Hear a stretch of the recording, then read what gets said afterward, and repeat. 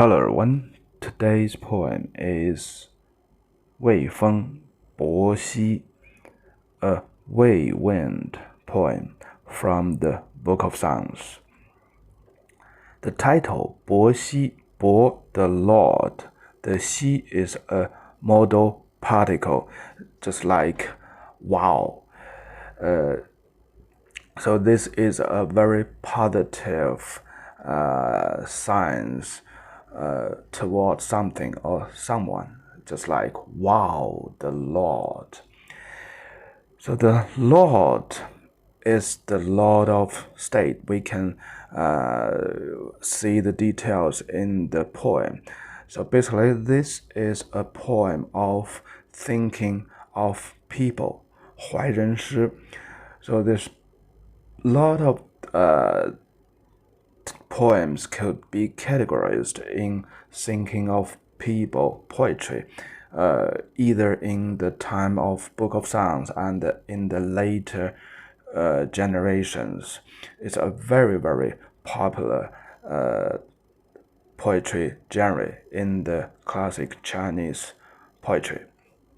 And this poem is a very, very typical thinking of people poetry. Most of the subject is about a woman thinking of her husband who was in the battlefield far, far from, and maybe separated for quite a long time. And all these traditions actually starts from the time in the Book of Songs, and this poem is one of the most popular poem in this poetry genre. And this poem also created some vocabularies we use very frequently today. Okay, let's have this simple poem. 伯兮朅兮，邦之桀兮. Wow, my lord, you come back and forth, you look so busy. You are the most outstanding man in this state. So Bo basically is referring the big brother in a family, and we have different words for the second, third, and fourth brother per their age, and Bo is the big brother. And in the Book of Songs, whenever you saw this term, most of the time it refers to the Lord, because the poems you should know it basically is about the noble people or the most outstanding person in the state. And the big brother in the royal families, they always ascend the positions from their fathers and became the lord of the state. So in the Book of Songs, whenever you saw this term, it basically refers to the lord of that state, or the lord of a small piece of land. So, and also he is the lord of that big family. So that's the social structure of the Zhou dynasty, and that's the social structure of the feudalism. Qie, normally there's a lot of explanations explain this character as powerful and big, but it's not relevant. The general meaning for this term, 切, means go back and forth. So here it tells us before the war, still within the towns, this poet, this woman still can see the Lord preparing for the war, and he go back and forth in town and in the state to get the people ready, to get everything ready for the war. And then 邦之桀兮, 桀 means outstanding. So yeah, of course, the Lord is the most powerful man in this state, and he works so hard, and he get everything ready and done for the war. Okay, let's continue. 伯也执殳，为王前驱. So from this sentence we know the Lord is referring to the Lord of Wei state, because he's hearing the order from the king of the Zhou dynasty. So who can take the order directly from the kings? Of course, the lord of the state is not a small lord in a small piece of land. It must be the lord of Wei state. Okay, let's go back to the sentence. 伯也执殳. Shu is a long weapon used on the chariot. And the typical setup in the Zhou dynasty on a chariot is of 3 people. The 3 people standing or sitting on the chariot. The middle is the driver.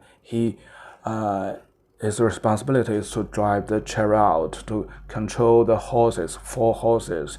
And the people on the left, he is the bowman.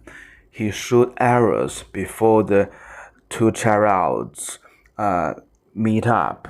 The chariot of the Lord and the other chariot from the enemy. And when the 2 chariots get close enough, each of the chariot, they turn to left. So the people on the right on the chariot, they use a long weapon to strike on the other part. So here in this poem, the Lord of Wei state, he was on the right because he doesn't control the horse. He doesn't carry a bow with him. He take a long weapon that's for the strike on the right side of the chariot. This guy should be the most powerful and strong and brave man in the state. And what's more, the Lord is the front line of this big army that ordered by the king of Zhou. So this is telling us the Lord of Wei state is the most brave and powerful man within the Zhou dynasty in that time. So that's why this woman or his wife, this poet, was so proud of him, was so proud of her husband. Okay, the first paragraph basically is before the war, or before the Lord went to the battlefield, and the poet, the wife, the woman saw something, and she feels so proud of her husband. And the second paragraph, 自伯之东，首如飞蓬. Since the Lord went to the east, the hair on my head is a big mess. Peng is a kind of grass, like a ball. It can even rolling on the ground. So here, the poet used that messed up grass to describe how her haircut looks like, a big mess up. And today we still use this word quite often. And we use the word 蓬头垢面. So to describe that person is a mess up. Her outlook is mess up. Her hair is a mess up. 垢面 means he or she don't have a clean up of her or his face. Okay, let's continue. 岂无膏沐，谁适为容? Is that to say I don't have the oil to oil my hair? I don't have the vessels to wash my face? Of course not. 谁适为容? To please whom? If I does this, I to make up, I clean up my outlook, my decorations, for whom I could please to.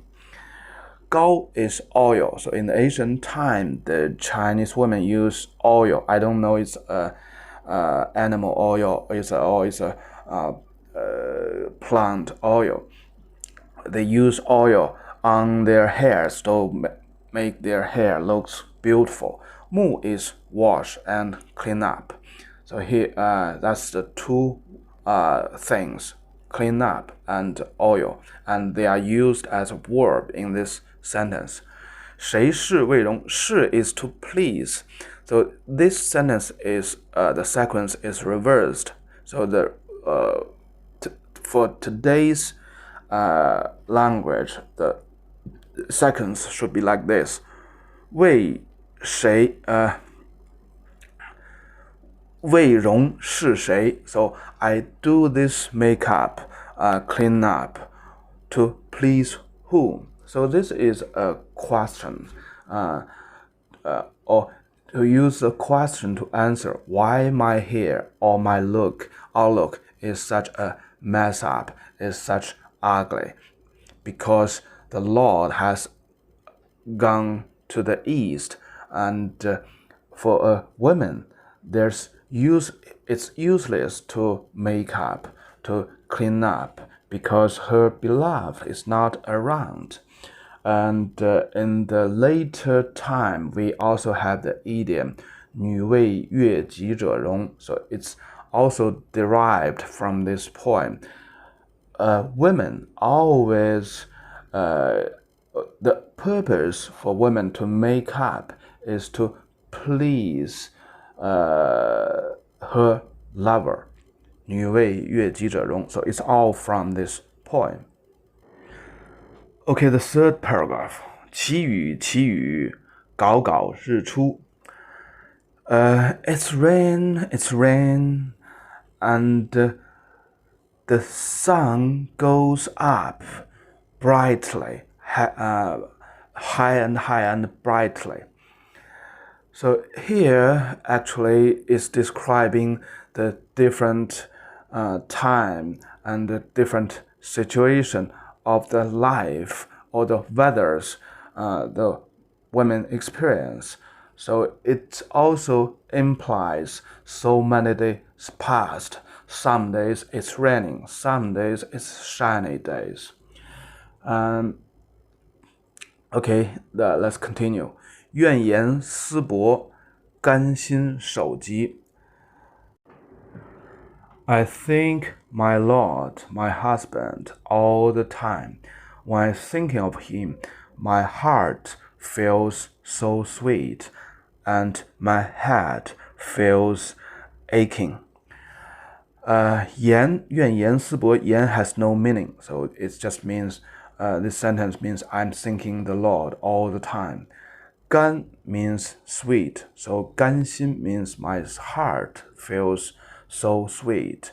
首 is head. 首疾 means my head is aching. So here it describes so many days past, and sometimes it's raining, sometimes it's sunny days. But the women always spend all her time thinking of the Lord. When she was thinking of her husband, the Lord, it's a sweet thinkings, but her head is aching because it's half laugh and combined with half worries and thinkings. So it's half sweet and half aching on the head. Okay, the fourth paragraph. 焉得谖草，言树之背. So where can I find the forget-me-not grass?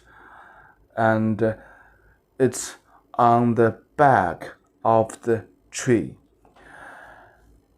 谖草 is the forget-me-not grass. So in the previous paragraph, we know that the woman, her head is aching, so it's a kind of illness. So here, he's asking the question, how can I cure my illness? Where can I find my remedy? The medicines, herbal medicines. The herbal medicine is the forget-me-not grass. So that's the this sentence means, where can I find the cure of my headache? Where can I find the forget-me-not grass? It's on the back of the trees. The last pair of sentence. 愿言思伯，使我心痗. I'm thinking of the Lord, my husband, all the time, and all these made my heart ill. 痿 means illness, and 心, the heart, for Asian Chinese is always related with feelings and thinkings. The heart is the organ, is a place to think, to feel. So the heart ill, it means the woman, the poet, suffered hugely on her feelings, on her thoughts. All these described above in this poem.